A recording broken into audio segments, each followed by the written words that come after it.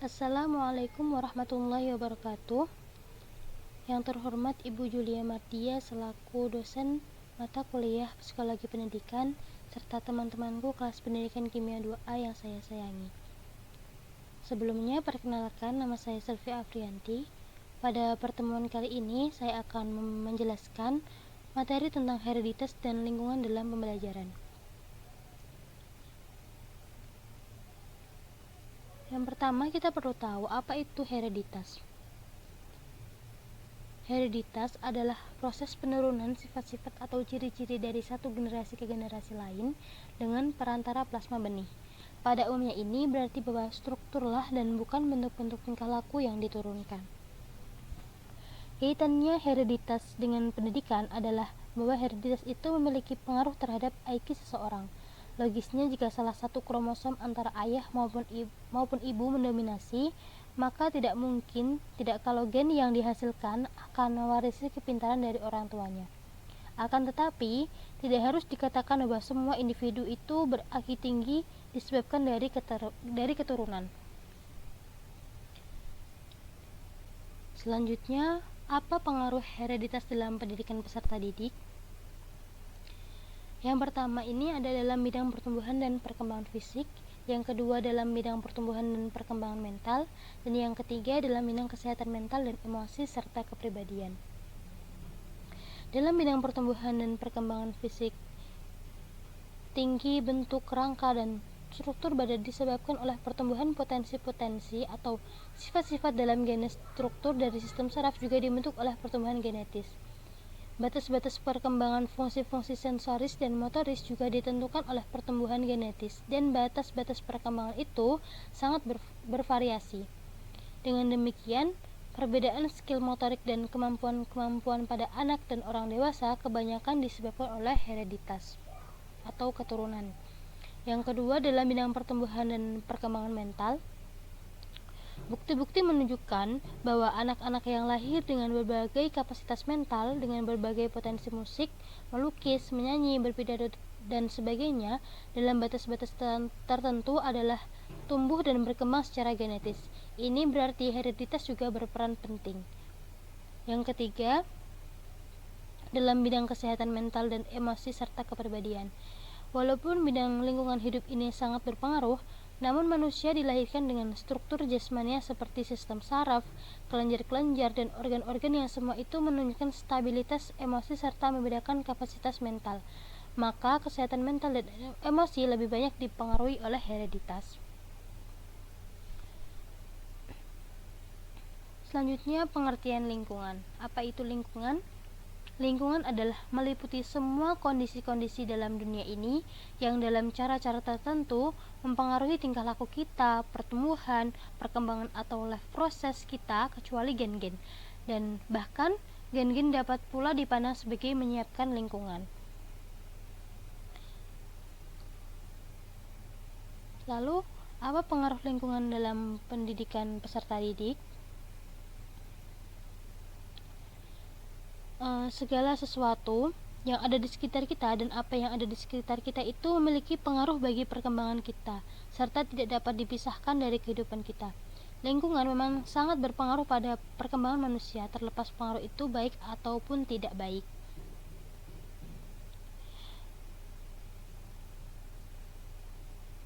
Lingkungan alam dan geografis di mana individu bertempat tinggal mempengaruhi proses belajar individu. Pendidikan yang diperlihatkan oleh individu bukan sesuatu yang dilakukan sendiri, tetapi selalu dalam interaksinya atau pergaulannya itu ada komunikasi atau interaksi dengan satu sama lain. Dengan demikian juga, sifat dan kecakapan yang dimiliki individu ini sebagian besar diperoleh melalui hubungannya dengan lingkungan.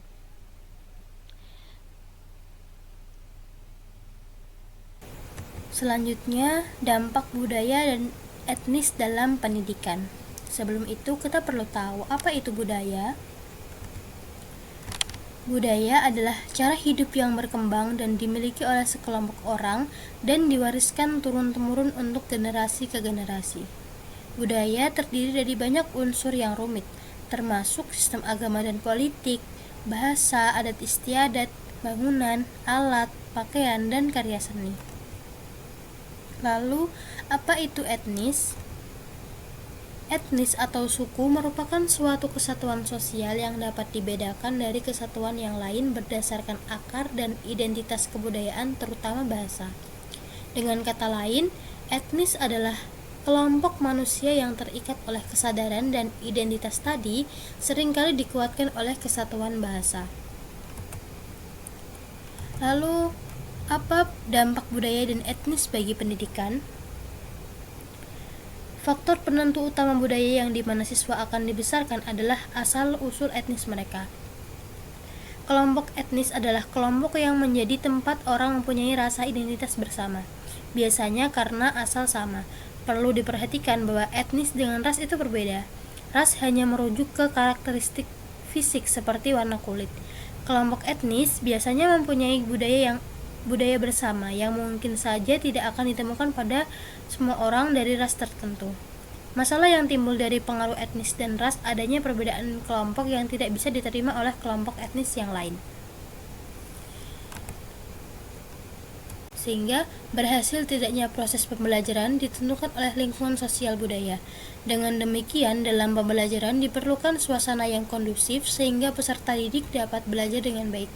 Suasana kondusif tersebut dapat tercipta bila sesuai dengan latar belakang sosial budaya peserta didik. Hal ini menggambarkan bahwa faktor sosial budaya tidak dapat diabaikan dalam proses pembelajaran. Selanjutnya, pendidikan multikultural. Apa itu pendidikan multikultural? Pendidikan multikultural adalah sesuatu yang meliputi seluruh kebijakan dan praktik yang dapat digunakan sekolah untuk meningkatkan hasil pendidikan, bukan hanya bagi siswa dari latar belakang etnis, kelas sosial, dan agama yang berbeda, tetapi juga bagi siswa dari jenis kelamin yang berbeda dan yang mengalami pengecualian. Misalnya, anak-anak yang mempunyai keterbelakangan jiwa, kehilangan penglihatan, atau yang berbakat. Ada juga definisi lain.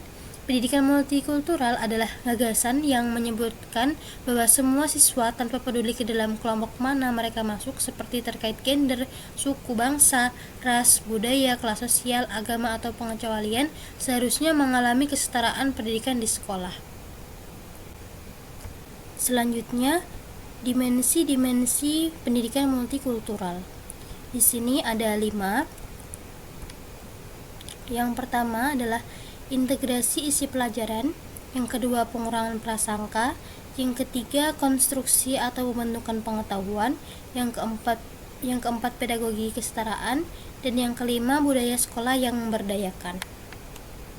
Yang pertama yakni integrasi isi pelajaran adalah penggunaan contoh, data, dan informasi dari berbagai budaya oleh guru. Mengajarkan budaya yang berbeda dan sumbangan yang diberikan oleh orang lain dari budaya yang bermacam-macam, penyertaan ke dalam kurikulum karya anggota kelompok yang kurang terwakili, termasuk wanita dan semacamnya. Yang kedua, pengurangan prasangka merupakan sasaran penting pendidikan multikultur. Pengurangan prasangka meliputi pengembangan hubungan positif di kalangan siswa dari latar belakang yang berbeda maupun pengembangan sikap yang lebih demokratis dan toleran terhadap orang lain. Yang ketiga, konstruksi atau pembentukan pengetahuan, yakni dengan membantu siswa memahami bagaimana pengetahuan diciptakan dan bagaimana hal itu dipengaruhi oleh kedudukan ras, etnis, dan kelas sosial individu dan kelompok. Yang keempat, pedagogi kesetaraan, teknik pengajaran yang mempermudah keberhasilan akademis siswa dari kelompok etnis dan kelas sosial yang berbeda.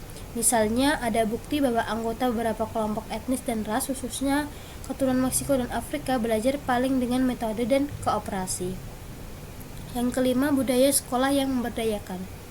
Budaya yang membuat organisasi dan praktik sekolah bersifat kondusif bagi pertumbuhan akademis dan emosi semua siswa. Sekolah dengan budaya seperti itu dapat misalnya menghilangkan jalur khusus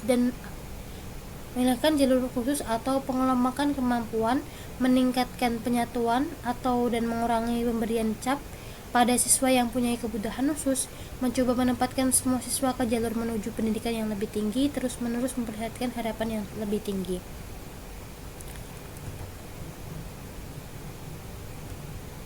Selanjutnya, peran gender dalam pendidikan.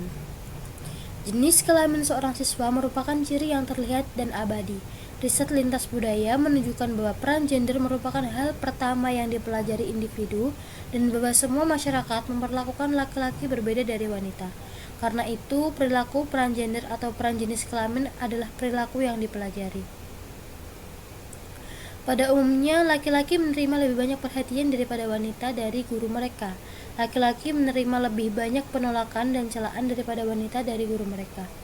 Tetapi mereka juga lebih banyak terlibat ke dalam interaksi dengan guru dalam bidang persetujuan, pemberian pengajaran, dan untuk didengarkan. Guru cenderung menghukum wanita dengan lebih cepat dan terang-terangan karena perilaku agresif daripada menghukum laki-laki.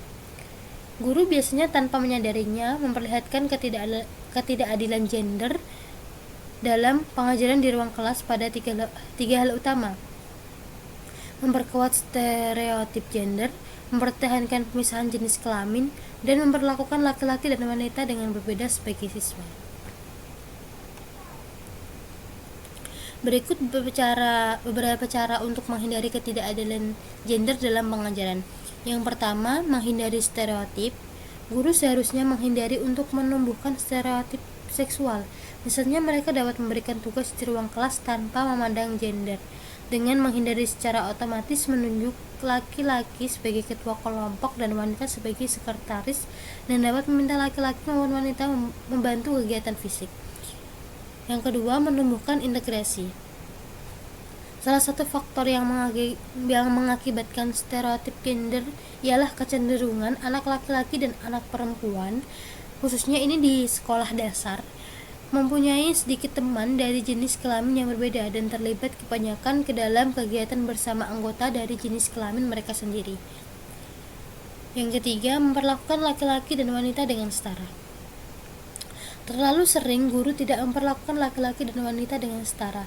Studi pengamatan tentang interaksi di ruang kelas telah menemukan bahwa guru lebih banyak berinteraksi dengan anak laki-laki daripada perempuan dan mengajukan lebih banyak pertanyaan kepada anak laki-laki, khususnya pertanyaan yang lebih abstrak. Selanjutnya yakni teori kecerdasan. Kecerdasan dapat didefinisikan sebagai bakat umum untuk belajar atau kemampuan untuk mempelajari dan menggunakan pengetahuan atau keterampilan.